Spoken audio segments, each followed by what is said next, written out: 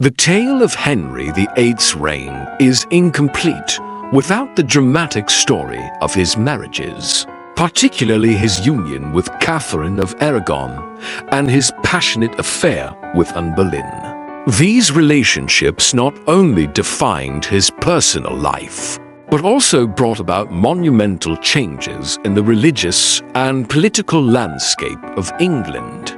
Catherine of Aragon was the daughter of Ferdinand and the Second of Aragon, and Isabella I of Castile, two of the most powerful monarchs in Europe. She married Henry VIII in 1509, shortly after he ascended the throne. Their marriage was initially harmonious, marked by mutual respect and shared ambitions. Catherine was a devoted wife and queen, supporting Henry in his early reign and playing a significant role in state affairs. However, their marriage faced a significant challenge: the lack of a male heir. Catherine bore several children, but only one, Princess Mary, survived infancy. The pressure to produce a male heir was immense, as the stability of the Tudor dynasty depended on it.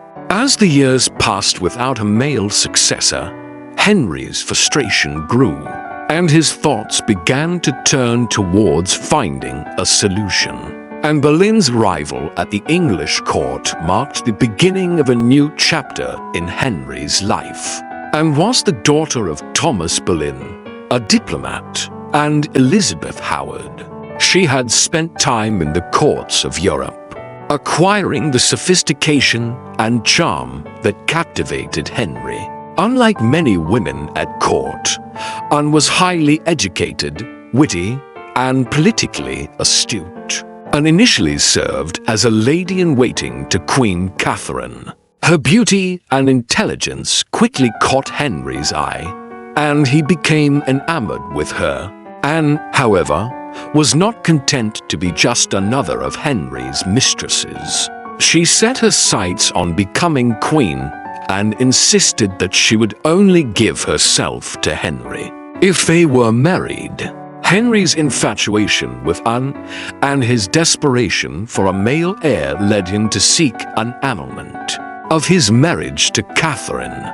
He argued that his marriage was invalid because Catherine had been married to his brother Arthur before him, citing a biblical passage that condemned such unions. Henry petitioned Pope Clement VII to grant the annulment, but the Pope, under pressure from Catherine's nephew, the Holy Roman Emperor Charles V, refused. Frustrated by the Pope's refusal and determined to marry Anne, Henry took matters into his own hands. He sought advice from Thomas Cranmer and Thomas Cromwell, who supported his desire to break from the authority of the Pope. These decisions set in motion a series of events that would lead to the English Reformation. In 1533, Henry and Anne were secretly married, and Anne soon became pregnant. To legitimize their union and secure the succession, Henry needed to formally annul his marriage to Catherine. He declared himself the supreme head of the Church of England, effectively severing ties with the Roman Catholic Church. The Act of Supremacy in 1530 formalized this break, establishing the Church of England with the king at its head. The English Reformation had profound implications. It led to the dissolution of monasteries, the redistribution of church lands and wealth, and the establishment of royal supremacy over religious matters. This shift not only increased Henry's power, but also sparked widespread social and religious upheaval. Anne Boleyn's coronation in 1533 was a grand affair, filled with pageantry and celebration. She was crowned Queen of England, and her influence at court grew. However, her position was precarious. Many in the court and the country viewed her with suspicion and hostility, seeing her as the cause of the king's break with the Catholic Church. In September 1533, Anne gave birth to a daughter, Elizabeth. While Henry was initially disappointed by the lack of a male heir, he remained hopeful that Anne would bear him a son.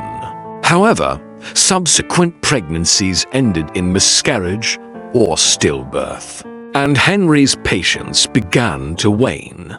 By 1536, Anne's enemies at court, including Thomas Cromwell, began to conspire against her. She was arrested on charges of adultery, incest, and treason, charges that many historians believe were fabricated. Anne was tried and found guilty, and on May 19, 1536, she was executed by beheading at the Tower of London. And Boleyn's execution marked a turning point in Henry's reign. Her death paved the way for Henry's marriage to Jane Seymour, who finally gave him the long-desired male heir, Edward. However, the impact of Anne and Henry's relationship went far beyond their personal lives. The English Reformation had fundamentally altered the religious and political fabric of England, setting the stage for future conflicts and transformations. Anne's daughter, Elizabeth, would go on to become one of England's greatest monarchs, proving that her mother's legacy endured despite the tragic end. Henry's quest for a male heir and his tumultuous marriages highlighted the complexities of his character, a king driven by desire, ambition, and the relentless pursuit of legacy. Next chapter, Jane Seymour's brief reign, her marriage to Henry VIII, the birth of Edward VI, and her untimely death.